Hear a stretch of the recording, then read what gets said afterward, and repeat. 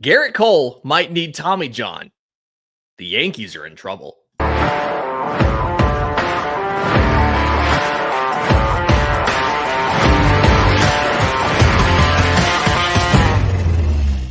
Yes, welcome on into First Pitch for Monday, March 10th. Your source of news, notes, and updates on Major League Baseball. I'm your host, Lindsay Crosby. You can follow me on Twitter at Crosby Baseball. He's Troy Brock, Troy B Baseball on Twitter. Send all your friends, firstpitchpodcast.com to get the podcast, to get our daily MLB news, notes, and updates. And the biggest update coming, we're on the NL East previews. We'll get to that in a few minutes. We've got a lot of injury notes here, but the biggest one is Gerrit Cole of the New York Yankees. So he has been recommended for Tommy John surgery. That is according to Jim Bowden of The Athletic, former MLB GM. There are other people around the Yankees beat who have said, yep, we heard that the other day and we're waiting to report it. So shout out to Jim Bowden for just throwing it out there before anybody knew what was going on. And he went for diagnostic tests on his elbow on Friday. If Gerrit Cole needs Tommy John, he's going to miss not only all of 2025, he's going to miss some of 2026. Even if it's just a thing where they say you can rehab the elbow, which how often does that really work? But even if it's just something like that, he's going to miss he's going to miss a lot of 2025. And you remember last year, he started the year on the IL, didn't debut until June, looked pretty rough early in the year, or early in his time time last season, and finally figured it out kind of late. With Luis Gil already out for a while because of a lat strain, multiple months probably. And then Gerrit Cole potentially out for all of 2025. How screwed are the Yankees right now?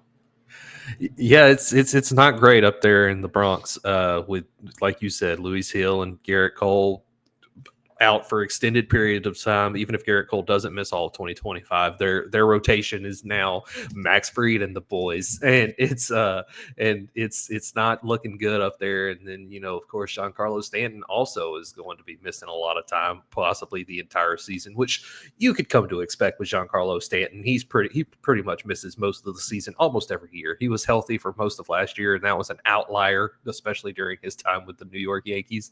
But it's certainly gotten off to a rough start of the year for the Yankees, who were, gearing up and adding a bunch of pieces to try and defend their American League pennant. And it's not looking good for them so far. They're going to have a rough go of it, especially with what the Blue Jays did. And, the Orioles might not have done much, but they are still a good team that can contend in that division, especially with the Yankees essentially on paper possibly being out of contention with all of the injuries they've been dealt so far. They still have Aaron Judge, which helps, but Giancarlo Stanton could, if he needs surgery, he's out for the whole year. He has some sort of degenerative elbow condition in both elbows. He already can't run. So if you don't have use of any of your four extremities, it's almost at what point are you just not useful as a baseball player anymore? But no, it looks really good that they didn't trade Marcus Stroman. He's your number 3 right now. Yeah. You take out Luis Gil, you take out Gerrit Cole. You're in a situation where Max Fried's your ace, Carlos Rodon's your number 2, Marcus Stroman's your number 3, and then you've got both Clark Schmidt and Will Warren, your prospects, in the rotation as of now. I do think some of the ancillary down the line repercussions here are the Yankees have traded away so many starting pitching prospects in recent years. They're one of the pitching factories, right? They can make these guys, they can make these pitchers better. And so they've traded so many away, and some of them have gone on to be very good starters, like Michael King in San Diego. And so now your minor league depth, Chase Hampton's injured right now. Your minor league depth, for the most part, are these two guys in the rotation right now. getting your Clark Schmidt and Will Warren in the rotation. Like that was your fallback minor league depth. You've got Carlos Carrasco on a minor league deal at age 38. You grabbed Alan Winans off of waivers from Atlanta. His fastball average is 89 miles an hour. You've got a couple Rule 5 guys you got out of Indy Ball and like Sean Boyle and Eric Leal. I mean, they're in trouble. And this feels like a situation where the Yankees are going to have to go and make a deal and take on the salary and all of that. And there's a lot of different options they could do. There's veteran signings they could do. We got a report from The Athletic, maybe Ken Rosenthal, can't think of who it was, about Lance Lynn, right? He's still throwing. He's dropped 20 pounds, so he's only like 260 now. I'm not even joking. He's only like 260 now. Like he's dropped 20 pounds to get down to like 250 or 260. Means is out there. You could always make a trade for a guy. I think the Braves would give you Bryce Elder for a bag of balls. But the Yankees feel like they're in trouble because this isn't going to be it. They're going to have more injuries, right? You look at the player group, Giancarlo Stanton, DJ LeMahieu has a strained calf, and he's out. Both those guys are in their upper 30s. Again, Gerrit Cole, Luis Gil out right now. They've got 3 different relievers, Jake Cousins, Scotty Frost, Jonathan Loaizaga, who are all not going to be available for opening day. Loaizaga is going to be a good portion of the year after internal brace surgery last year. Like, this is an older and banged up lineup, and you have to ask if the Yankees window is closing. Yeah, for sure. Yeah, it's not going to be fun up there in the Bronx this year. They're going to have a rough stretch of it, especially if like you said, these aren't the last injuries they're going to face. Injuries happen in baseball. It's a long season. It's a grind, and their roster is old. Their lineup is old. I mean, Aaron Judge isn't even immune to injuries. They could potentially see Aaron. You see it all the time. Gosh darn fences. But yeah, we've seen him get injured before, and as he gets older, it's only going to get worse, especially with his size. The bigger the guy, the more injuries they seem to face, and that's been the case with Giancarlo Stanton throughout his career. He's always been one of the biggest guys in Major League Baseball, and Aaron Judge has dealt with some injuries. And in basketball, always see the centers. Like, look at Wembanyama. Wembanyama's out for the year with the blood clot. Yeah. Blood clot, yeah. And so the bigger the guy, the more injuries they face. And Aaron Judge is the biggest guy in Major League Baseball. So it's honestly surprising that he hasn't faced more injuries than he has already in his career. And it can only go downhill from here. Can we talk about the offseason contract stuff with Cole too? So when he signed with the Yankees, it was 9 years, $324 million. And he had an opt-out this offseason. He could opt out of the final 4 years at $144 million. And the Yankees could override that opt-out by adding 1 year and $36 million, which would have been, age 39 year? And on this show, we were very clear that, like, the Yankees need to let him opt out. Just, like, is he going to get more than $144 million over 4 years if he were to sign a new deal? Maybe, but I don't think it was for sure. And there's no point in locking in his age, like 39 season at $36 million if you can help it. He announced he was opting out. The Yankees decided not to add the extra year, and Gerrit Cole stayed with the team on the original remaining contract. And in retrospect now, that looks like it's kind of a bummer for the Yankees that he didn't opt out. There was a report from a sports radio guy in New York. I don't know how credible it is, so I'm not repeating the name and all of that. But the words were apparently, quote, the Yankees were not given a chance to get out of Gerrit Cole's contract this winter. So I've been thinking about the logistics here. It really kind of feels like he told the team he was going to opt out, and he's tried to open negotiations with them. They said, okay, opt out. We're not going to give you an additional year or anything. And so he just didn't turn in the paperwork and never actually opted out. Like, I can't figure out the logistics of this. The opt-out, it's not like you can just decide you want to do it. Use paperwork you have to give. And when you turn the paperwork into the league office, the contract goes away. You can't just decide to stay on the original deal. And if this report is correct, that the Yankees were not given a chance to get out of the contract, he couldn't have turned the paperwork in. He just tried to open negotiations and they were like, no. And so he stayed. But in retrospect, how good of a move was it of Gerrit Cole's to not turn the paperwork in? And how bad of a move was it of the Yankees that instead of being polite and being like, hey, you can just save face and just like come back on the same contract, should they have pushed to let him opt out?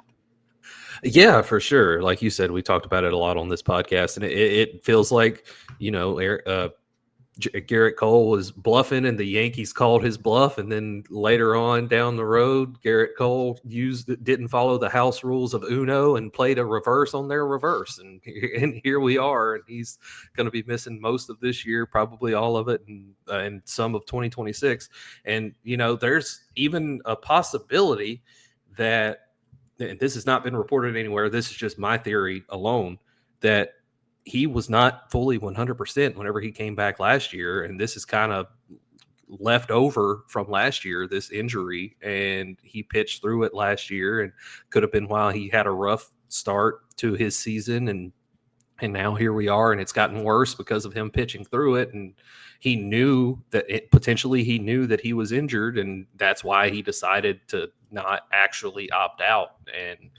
And now he needs Tommy John surgery, but he's going to be still getting paid by the Yankees. So it's a crazy situation all around. I know there's a lot of it that we don't actually know what happened behind the scenes, and it's fun to look at and theorize about. And I don't think we'll ever know what actually happened behind the scenes.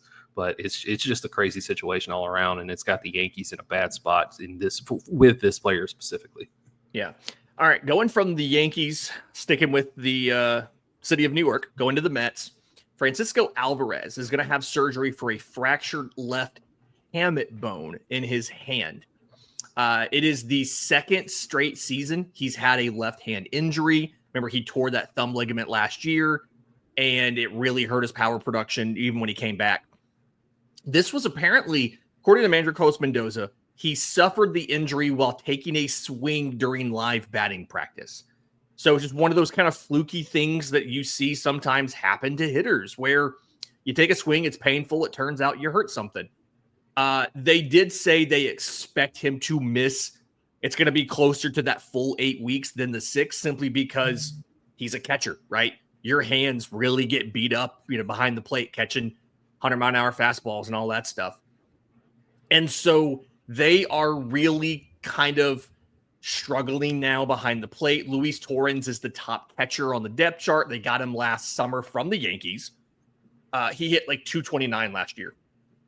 That's his career numbers, 229. He did really good at like controlling the running game, but defensively, he's not a great catcher. Those were the only two 40-man roster catchers they have. They have one other guy in the organization with some experience, former Brewers catcher Jackson Reitz. And so he joins the list of injured Mets. So Sean Manaea has the oblique strain. Frankie Montas has the lat strain. Nick Madrigal had shoulder surgery, going to miss probably the entire year. Do the Mets have to go out and either bring back James McCann, go sign Yasmani Grandal, who played for the Brewers while David Stearns was in Milwaukee, so he knows them a little bit? And how much does this hurt their bid to try to climb up into the division race in the NL East? Yeah, it's going to put them in a hole early in the season with all the injuries that they have faced so far this year. I mean, I kind of jokingly said that the Mets and Yankees have inherited the injury bug that the Dodgers and Braves had last year, with all the injuries both teams in New York have faced so far in spring training. And it's crazy. They've got to do something, because Francisco Alvarez provided 20 home runs over a full season. Healthy, he could provide 20 plus home runs, and that's a lot of home runs to miss out on. They're not really going to be able to replace that with any of the catchers available, but they can bring in somebody who is potentially better defensively and kind of help on that front as far as calling games and framing and blocking the plate. But it's going to be tough, because while they have a good lineup at the top half, the more injuries they face. I mean, Brandon Nimmo's even banged up. He's not 100%. And He's not going on the injured list, and he's expected to be ready for opening day. But the more and more players they miss, man, the harder it's going to be for them to climb up in the National League East, because the National League East is tough, and the Nationals are right there bearing down on them. I mean, you're going to hear me talk about it later this week. I'm really high on the Nationals, and I don't buy all of the hype around the Mets. So it's the more injuries they have, the lower and lower I get on them, honestly. Yeah, and this is one of those things where it's simplistic to think of it like this, but this is one of those situations where you can point to a draft pick not working out and show how they're in a situation where they have to go out and get a guy. I think I wrote this over for Mets on SI. Kevin Parada out of Georgia Tech was the top catcher taken in the 2022 MLB draft at number 11 by the Mets. He is not only not being discussed to be called up to replace Francisco Alvarez, he's not even on top prospect lists for the Mets anymore. Like, he has struggled that much in his career. And you think about some like that draft class is a draft class that is the top half of those guys are in the majors. Jackson Holliday's been up for a year. Elijah Green, Brooks Lee with the Twins, Zach Neto with the Angels. Like, this is a class where the college guys taken are already starting to debut, and you don't have Kevin Parada as an option. And that's why they have to look at going out and spending money. This is exactly what Steve Cohen talked about when he took over, that they needed the ability to build these positions from within so that they didn't have to not only fill with major leaguers, but then backfill and find depth. Fill from free agents, but backfill and find depth from free agents. And, draft picks, good or bad, have consequences. And this is absolutely one of them. So they got to figure it out. I do think this is the type of thing, broken hand for a catcher. This could linger. And I would want to lean on the side of giving him as much time as possible, seeing how his power production struggled last year coming back from that thumb injury. But at the same time, how much time can you give him when you don't really have any other options? The Braves, by comparison, Sean Murphy has that broken rib after a hit by pitch, but they have top hitting prospect in the organization, Drake Baldwin, is set to break camp on opening day. And so he's not tested at the major league level, but that's a guy who was taken by Atlanta around, like, out of college, around the same time that Parada was taken. And the Braves can turn around now, and he was a third-round pick that same year. They can give Murphy all the time he needs, assuming that Baldwin can adjust to the majors okay.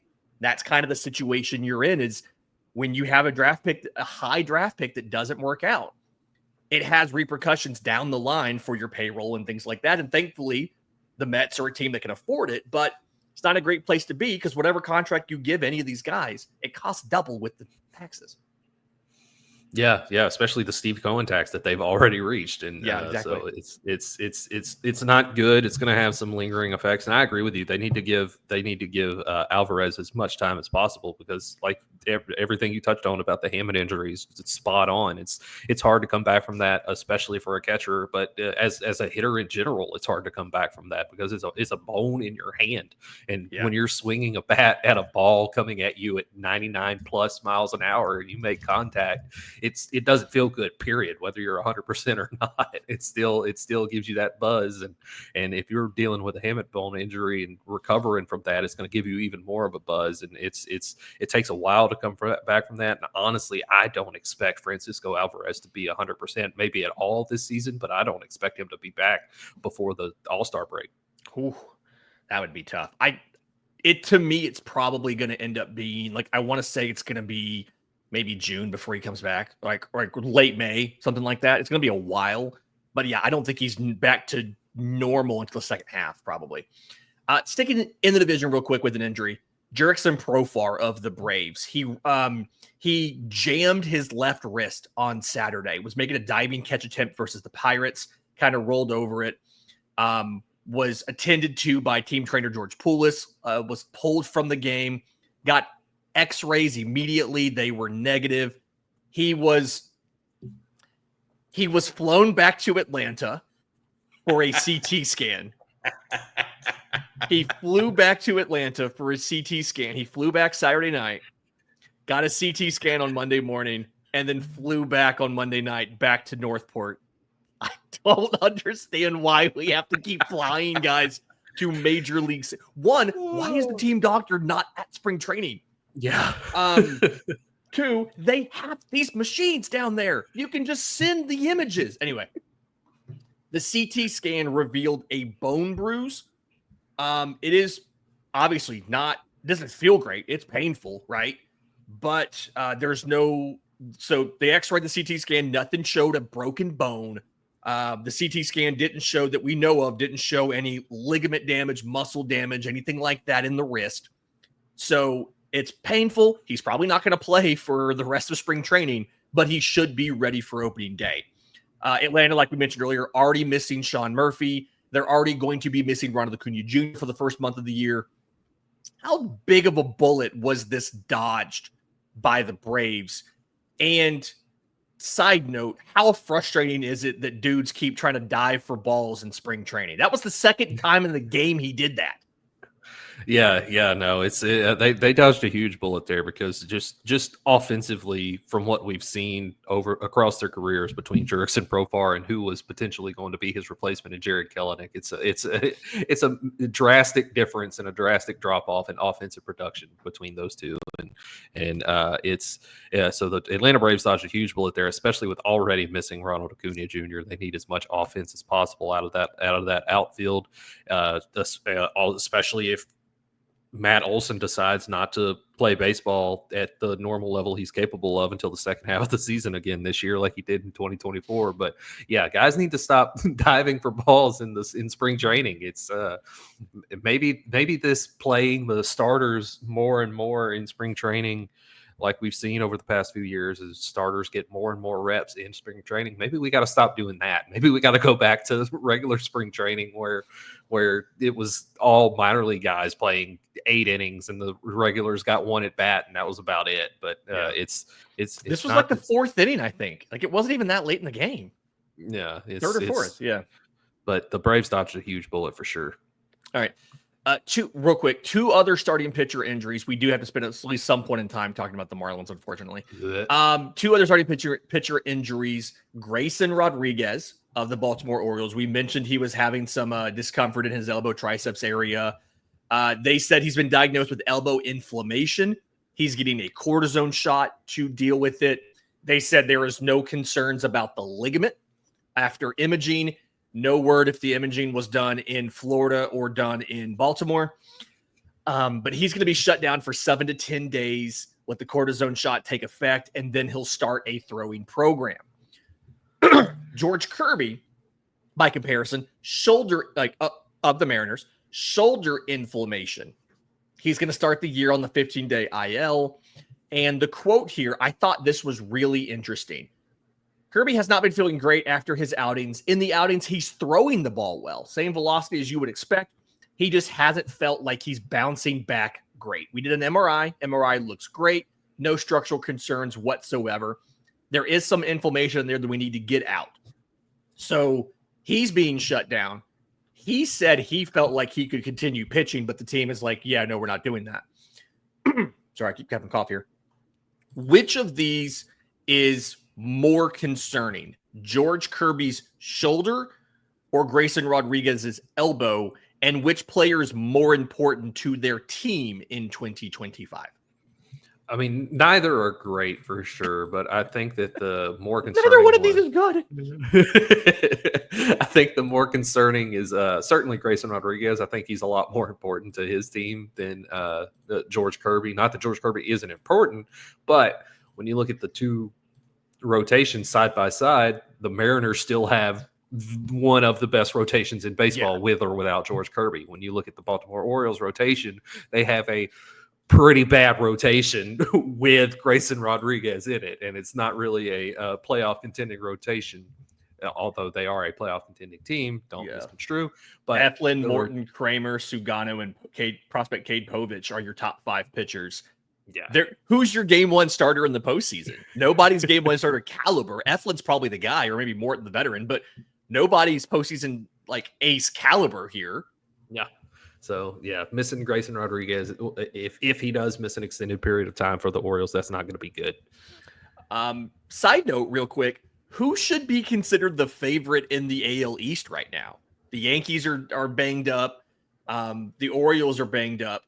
Boston wasn't good last year, but like, are the Red Sox the favorite in the division now? Because they're the only ones that are, they're not even fully healthy either, right? Braden Bello has shoulder soreness. Cutter Crawford's down with knee soreness. Like, they're missing 2 starters, but like, are they kind of by default the favorites here simply because they have more guys in their rotation than anybody else does? Gerrit Crochet, Walker Buehler, Lucas Giolito, Tanner Houck, and Quinn Priester. Like, they have a full rotation here. My money's on the Blue Jays right now. I like the Blue Jays offense. I like the Blue Jays rotation, even though it's older than both of us combined almost. And I'm pretty old, but this is true. But no, I don't like, even though the Red Sox do have a full rotation, I'm really not that high on their rotation. Their offense is great, especially if everybody can stay healthy.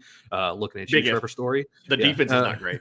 The defense is not great, no, but their offense is great if everybody can stay healthy. I don't like that rotation. I like Gerrit Crochet well enough. I love Walker Buehler. I'm a lot higher on Walker Buehler than most, but it's the whole rotation as a whole for me is kind of lacking. So my money is on the Blue Jays right now. See, I think the Blue Jays, it's just like the issue you have here is I think there's enough question marks on offense, right? Like, you've got Vlad, who's great. You have Bo Bichette in a contract year. Hopefully he figures it back out. You added Anthony Santander for left field, but like, George Springer's a shell of himself playing right field. He has to play right field because Dalton Varsho's DHing while he recovers from an injury.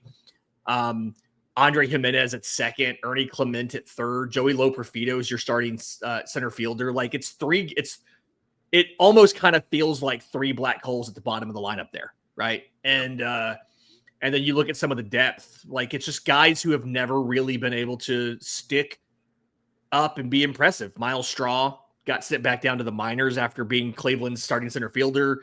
Will Wagner, Davis Schneider. It's just like the lineup's not.